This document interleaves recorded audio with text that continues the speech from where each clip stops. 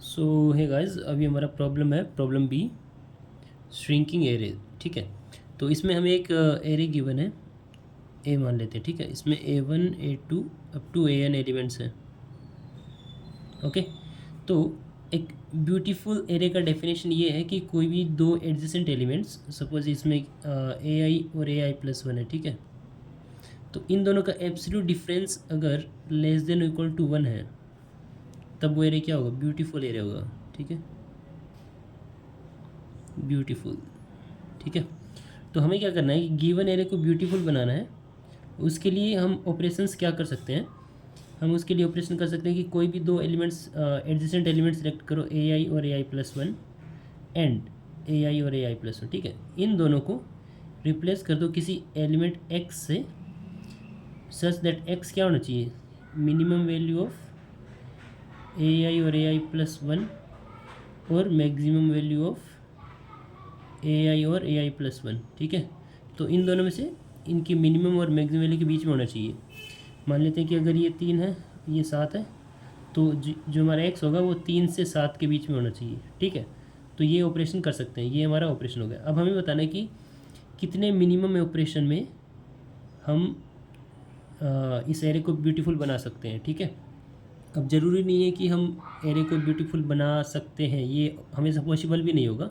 Suppose हमारे पास एक array है 6 और 9। ठीक है, और इसमें ये भी कंडीशन है कि एरे के अंदर जो हमारा एटलीस्ट दो एलिमेंट तो होने ही चाहिए, तभी हम ये चीज़ कंपेयर कर सकते हैं, राइट।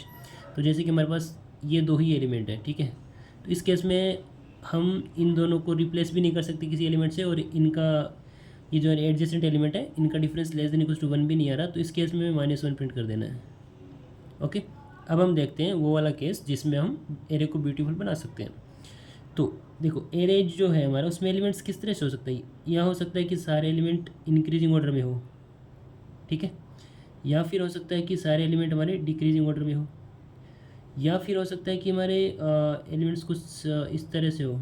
ठीक है, ऐसे होके इस तरह से कुछ जाए, हो सकता है कुछ पीक्स हो, कुछ ऐसे इस तरह से कुछ हो सकते हैं। मतलब ये वैल्यू को रिप्रेजेंट कर रहे हैं, जैसे 1 1 2 हो गया, यहाँ पे कुछ और वैल्यूज़ हो गई, ऐसे ऊपर नीचे एलिमेंट हो सकते हैं, या फिर इंक्रीजिंग ऑर्डर में हो सकते हैं, जैसे 2 हो गया, 4 हो गया, 6 हो गया, 8 हो गया, इस तरह से।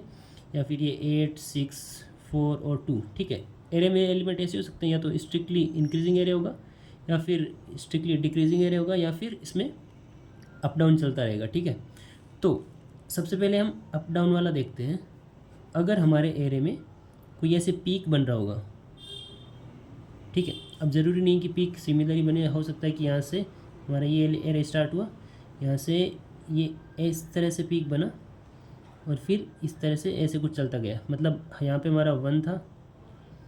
ठीक है, मैं यहीं से स्टार्ट कर लेता हूँ। ठीक है, यहाँ पे हमारा 1 था, 1 तो कम रह जाएगा, just a second, let me think of an example. यहाँ पे हमारा सपोज 3 था। ठीक है, और यहाँ पे हमारा 8 था, और यहाँ पे हमारा 1 था, और ठीक है, बस ये एलिमेंट ले लेते हैं। हमारा इस तरह से एरे के अंदर कुछ बन रहा होगा। ठीक है, तो इस केस में देखो कि अगर कोई पीक बनेगा, ठीक है, तो जब भी कोई पीक बनेगा, अब देखो ये वाला जो है पहले ऊपर गया, ये फिर नीचे आया, तो ये वाला जो नीचे आ रहा है, यहाँ पे हम क्या कर सकते हैं कि इस रेंज को, यहाँ पे मिनिमम एलिमेंट ये है और ये मैक्सिमम एलिमेंट है, तो इन दोनों के बीच में ये वाला एलिमेंट कहीं पे आ रहा होगा। समझ रहे हो मैं क्या कह रहा हूँ? कि यहाँ पे हमारा 3 है, यहाँ पे 1 है और 8 है, तो 1 और 8 के बीच में कहीं पे 3 आ रहा होगा। ठीक है, तो हम 3 यहाँ पे रख सकते हैं ईजीली। तो इन दोनों की जगह हम 3 रख देंगे, तो एक ही ऑपरेशन में हमें एरे हमारा ब्यूटीफुल मिल जाएगा, क्योंकि एडजेसेंट एलिमेंट 3 और 3 हो जाएंगे फिर, राइट।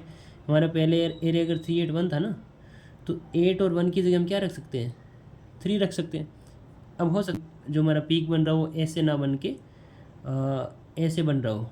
ठीक है, कोई इशू नहीं इसमें भी यहाँ पे जो एलिमेंट होगा, सपोज x है, यहाँ पे y है और z है। ठीक है, तो पीक इस तरह से अगर बन रहा है, तो x और y के बीच में ऑफ कोर्स z आ रहा होगा कहीं पे, है ना।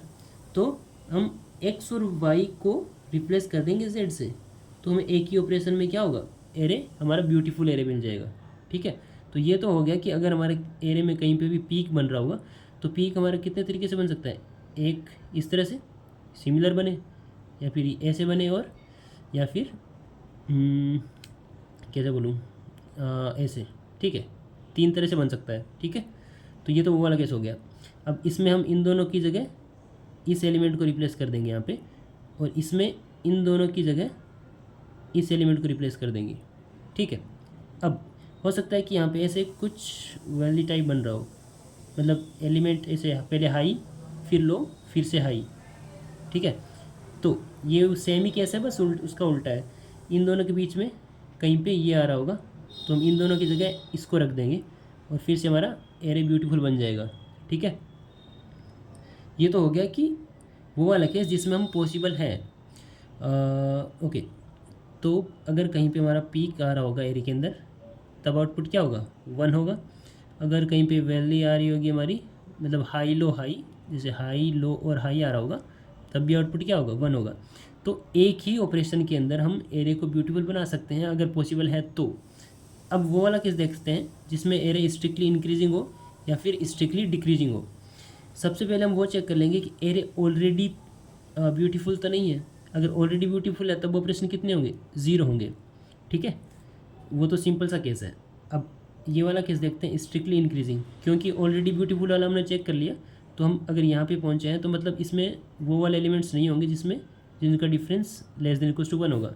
तो हमने एलिमेंट्स ले लिए 2, 4, 6 और 8, ठीक है। अब देखो, हमें कोई भी 2 एडजेसेंट एलिमेंट उठाने हैं, ठीक है, और उनको रिप्लेस करना है इनकी मिनिमम मैक्सिमम वैल्यू के बीच में। तो इसमें देखो कि हर एलिमेंट के बीच में एटलीस्ट 2 का डिफरेंस तो होगा, क्योंकि पहले से ब्यूटीफुल नहीं है, हमें ब्यूटीफुल बनाना है, ठीक है। पहले से ब्यूटीफुल है तब तो 0 है, अदरवाइज़ एटलीस्ट 2 मान के चल रहे हैं हम कि सबके बीच में 2-2 का डिफरेंस रहा होगा।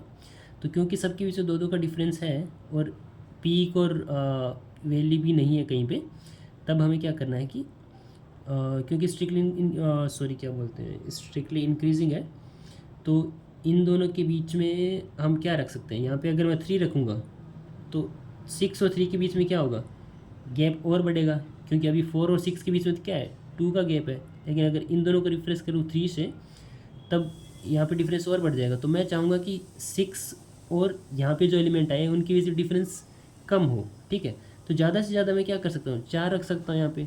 तो इस तरह से हमने क्या किया, 2 को डिलीट कर दिया और एलिमेंट क्या बच गए, 4, 6 और 8, ठीक है। अब अगर इन दोनों की जगह मैं किसी एलिमेंट को रिप्लेस करूँ, कोई एलिमेंट x रखूँ, तो मैं क्या चाहूँगा कि 4 के साथ उसका डिफरेंस कम से कम रहे।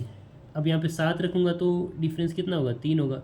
लेकिन यहाँ पे एलिमेंट कम से कम कितना रख सकता हूँ, मैं 6 ही रख सकता हूँ। मतलब हमने 8 को भी डिलीट कर दिया, तो मेरे पास लास्ट में 4 और 6 बचा। तो इन दोनों के बीच में डिफरेंस 2 का तो रहेगा ही रहेगा, हम इसको ब्यूटीफुल बना ही नहीं सकते हैं। सेम केस इसमें होगा अगर एरे स्ट्रिक्टली डिक्रीजिंग है तो, ठीक है।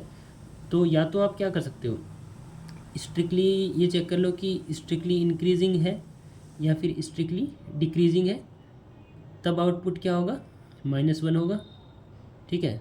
अगर ऑलरेडी ब्यूटीफुल है तब आउटपुट क्या होगा, 0 होगा, अदरवाइज आउटपुट क्या होगा, 1 होगा। तो ये तो एक तरीका है, ठीक है। दूसरा तरीका ये है कि आप ये चेक कर लो कि एरे के ऑलरेडी ब्यूटीफुल वाला सबसे पहले चेक करना है, और बाद में आपके क्या करना है कि कहीं पे पीक आ रहा है क्या एरे के अंदर, मतलब पहले लो फिर हाई फिर से लो, इस तरह से अगर कुछ आ रहा है तो आउटपुट क्या आएगा, 1 आएगा। या फिर इस तरह से कुछ आ रहा है कि पहले हाई फिर लो एंड देन हाई, इसमें भी आउटपुट क्या होगा, 1 होगा, ठीक है।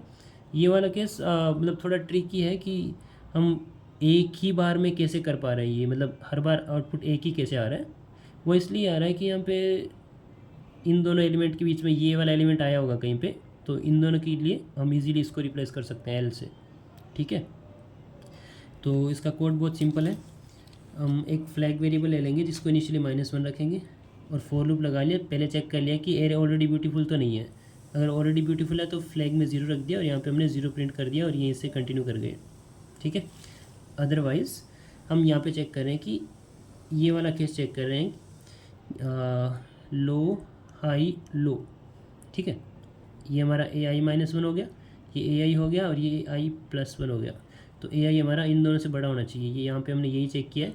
अगर ऐसा कुछ मिलता है तो फ्लैग में 1 रख के लूप ब्रेक कर देंगे, या फिर ये वाला केस मिल जाए हाई, लो और हाई, ठीक है। तो यहाँ पे हमने ये वाला केस चेक कर लिया और फ्लैग में 1 रख के ब्रेक कर दिया। अब यहाँ पे फ्लैग में क्योंकि -1 था तो यहाँ पे सिंपल प्रिंट कर देंगे। अगर ये वाला केस हुआ होगा तो उसमें 1 आ गया होगा, अदरवाइज़ -1 तो पड़ा ही है। तो सिंपल। यहाँ पे ये थोड़ा ट्रिकी सवाल था, इसमें ये देखना था कि ऐसा कुछ बन रहा है तब बना सकते हैं, अदरवाइज़ नहीं बना सकते, ठीक है। कि आई होप आपको समझ में आएगा। अगर कोई डाउट हो तो you can ask me in the comment section, मैं वहाँ पे रिप्लाई कर दूँगा। बाकी thank you so much for watching the video. Bye bye.